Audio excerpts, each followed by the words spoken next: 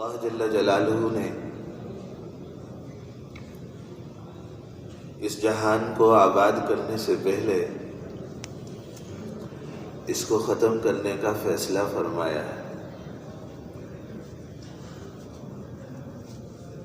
اس کائنات کی جتنی بھی چیزیں ہیں ان کی موت پہلے اللہ نے پیدا کی ہے اور ان کی زندگی بعد میں پیدا ہوئی ہے۔ یہاں انسانوں کے پاس جو جوہر ہیں،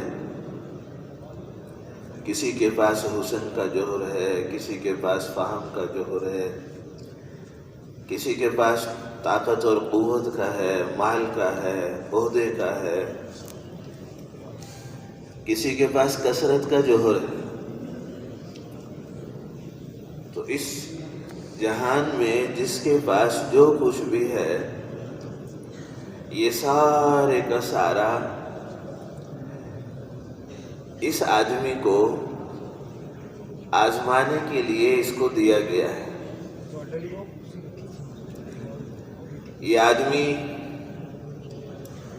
یہاں پر جس راستے سے اپنی عزتوں کو سمجھتا ہے، اسی راستے سے دنیا کے اندر کتنے لوگوں کو ذلیل کیا گیا، ذلیل ہوا، ذلیل ہوتا ہوا یہ دکھایا جاتا ہے۔ اس کائنات کی چیزوں میں کسی کے لیے ابدی فیصلہ نہیں ہے کوئی۔ مال آ گیا تو اب مال سے نفع ہی ملے گا، ایسی بات نہیں ہے۔ عہدہ مل گیا اب اس سے قوت ہی ملے گی، عزت ہی ملے گی، ایسی بات نہیں ہے۔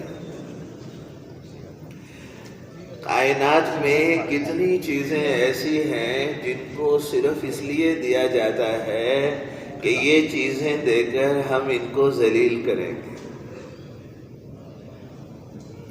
بعض دفعہ فقر اس لیے دیا جاتا ہے کہ فقر سے پہلے فیصلہ ہوتا ہے کہ ہم انہیں فقر دے کر عزتوں کا تاج پہنائیں گے۔ بعض دفعہ بیماری ہی اس لیے دی جاتی ہے کہ بیماری دیں گے، یہ بیماری میں صبر کرے گا اور اس صبر پر ہم اس کو اس مرتبے پر بٹھائیں گے جس مرتبے پر یہ ساری زندگی سجدے کر کر، عبادتیں کر کر نہیں پہنچ سکتا۔ اس لیے آتا ہے جو بیماری کے اندر کہتا ہے کہ اللہ میں اس پر صبر کروں گا اور اللہ تیری طرف سے آیا ہے اسے حال، میں اس پر وہ کہوں گا جو تو نے کہنے کا کہا ہے اور اس کے علاوہ کچھ نہیں کہوں گا، تو حدیث میں آتا ہے، کہا جاتا ہے کہ ہاں ہمارے فیصلے پر یہ راضی ہوا، اب ہم اس کو پہلے سے اچھی صحت دیں گے، پہلے سے اچھا خون دیں گے، پہلے سے اچھی کھال دیں گے، پہلے سے اچھا گوشت دیں گے۔ اب بیماری پہلے سے زیادہ نعمتوں کو ساتھ لے کر آئی اور اب پیسہ پہلے سے زیادہ وباؤں بیماریوں کو ساتھ لے کر آیا۔ انسانی عقل اور انسانی فہم یہ موازنہ اس وقت تک نہیں کر سکتی جب تک ایمان کی محنت میں نہ لگے۔ ایمان آدمی کو بتاتا ہے کہ کون سی چیز اس کائنات کے اندر تجھے نفع دے گی اور کون سی چیز تجھے اس کائنات کے اندر نقصان دے گی، یہ ایمان بتائے۔ اگر ایمان نہیں ہوگا تو جتنا آدمی چیزوں کے راستے سے، مال ملک چیزوں کے راستے سے ذلیل ہوتا ہے اور کسی راستے سے ذلیل نہیں ہوتا۔ حدیث میں آتا ہے جب ہم نے دنیا کو پیدا کیا تو ہم نے اس کی بھی تقدیر لکھی اور اس کی تقدیر میں یہ لکھا ہے کہ جو اس کے پیچھے بھاگے گا، جو اس کے لیے اپنی ساری کوششیں کاوشیں لگائے گا، جو اس کو جمع کرنے کی کوشش کرے گا، جو اس کے لیے اپنی ساری صلاحیتیں خرچ کرے گا، جو اس کو جمع کرتے کرتے کرتے بھاگتا بھاگتا بوڑھا ہو جائے گا، تو اللہ نے اس دنیا کی تقدیر میں یہ لکھا ہے کہ یہ آدمی پہلے اسی راستے سے ذلت دیکھے گا، بعد میں موت دیکھے گا۔ یہ اس دنیا کی تقدیر لکھی ہے خدا نے.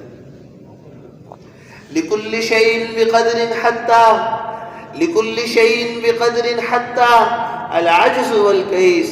نکما ہونا، ناکارہ ہونا، بے وقوف ہونا، یہ بھی اللہ کے امر سے ہے، تقدیر سے. چالاک ہونا، سمجھدار ہونا، فہیم ہونا، یہ بھی اللہ کے امر سے.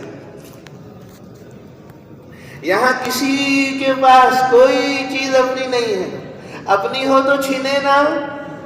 آج صحت ہے، کل بیماری، کہاں چلی گئی صحت؟ آج مال ہے، کل فقیر، کہاں چلا گیا مال؟ تیرا تھا تو کہیں نہ جاتا، ثابت ہوا تیرا نہیں تھا اور کل بھی تیرا نہیں ہوگا. پہلے والوں سے آج والے عبرت کیوں نہیں پکڑتے اور آج والے پہلے والوں سے عبرت کیوں نہیں پکڑتے؟ یہ طاقت بقدر ایمان حاصل ہوتی، بقدر فہم نہیں، بقدر تجربہ نہیں، بقدر ایمان حاصل ہوتی. حضور اکرم صلی اللہ علیہ وسلم نے فرمایا مجھے تمہارے فقر و فاقہ کا کوئی غم نہیں، مجھے تمہارے فقر و فاقہ کا کوئی غم نہیں ہے. مجھے تو غم اس بات کا، فکر اس بات کی ہے کہ جب مال تمہارے اوپر چھا جائے گا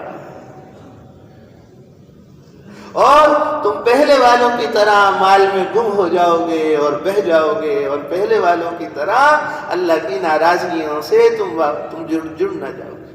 مجھے فقر و فاقہ کا غم نہیں ہے. اس لیے ساری زندگی یہ دعا مانگی، اللہم احیینی مسکینا، اے اللہ مجھے زندہ رکھ تو غریبوں میں رکھ. کیوں میں اور آپ غربت سے ڈرتے ہیں؟ ادھر تو دعا ہے زندہ رکھ تو غریبوں میں، مجھے کیوں فقر ڈراتا ہے؟ مجھے کیوں غربت ڈراتی ہے؟ ادھر تو دعا ہے اے اللہ مجھے زندہ رکھ تو غریبوں میں. کیونکہ ہم غربت کو عیب سمجھتے ہیں اور غربت عیب ہوتی تو اللہ کی قسم حضرت محمد صلی اللہ علیہ وسلم کے گھر میں نہ ہوتی. آپ دنیا سے جانے لگے تو پیشاب کی حاجت تھی، آپ نے کہا کوئی برتن لاؤ. علی رضی اللہ تعالیٰ عنہ نے چاروں طرف دیکھا، سارا گھر خالی تھا. ایک انصاری کے گھر، دوسرے انصاری، تیسرے انصاری، چوتھے انصاری کے گھر سے برتن ملا. واپس آئے تو آپ دنیا سے جا چکے تھے.